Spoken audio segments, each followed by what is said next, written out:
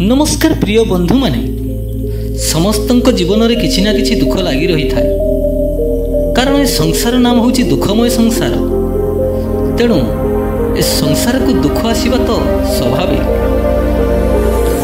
तेणु दुखरू किछि लाघव पाइबाकु हेले एही सुंदर अमूल्यवाणी शुणु आपणकर बहुमात्रा दुख लाघव हो जीव। तो चलतु आउ देरी न करी सुंदर अमूल्यवाणी को शुणा।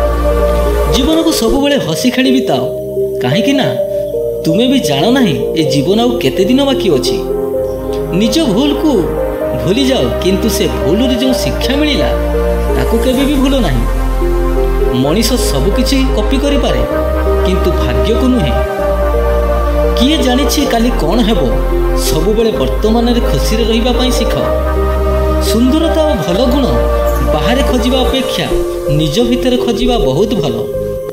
लोके कौन कहिबे लोके कौन भाविबे एही कथा भावी बहुत लोकंक स्वप्न भांगी जाई थाए। समयर हाथ नाही किंतु बेले बेले से एमिति चापुड़ मारी थाए जहाँ सारा जीवन मने रही थाए। अन्याय रे झरुथिबा लुह मनीष सही पारे हेले दिन राति करुथिबा भगवान नुहे। प्रेम और मित्रता मनरु होई थाए स्वार्थरु नुहे। निज जीवनर दुखर बहीटी को थरे पढ़ंतु जीवन रे सबु समस्यार समाधान मिल जिवो। आखि समस्तंकर एका भलिया होई थाए किंतु बुझिबा शक्ति समस्तंकर अलग अलग होई थाए।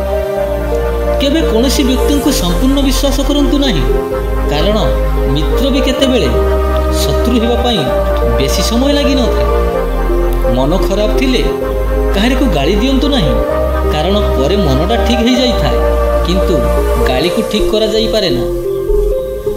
थोड़े समय बाहर करी कथा ही जानतु आपनार लोक सह कारण जदि आपनार लोक न रहिबे कौन हेबो से समय थिले।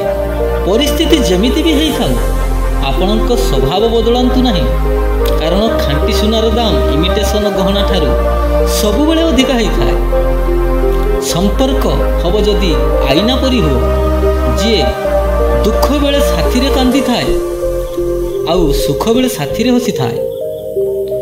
खराब समय जानिकी आसी न थाए किंतु जेते बेले आसी थाए सेते बेले से हमको बहुत किछि सिखाई देई थाए। संसार रे छुंची भली हो कैंची भली नुहे कारण छुंची दुई जन को एकाठी करी थाए आउ कैंची जन को अलगा करी देई थाए।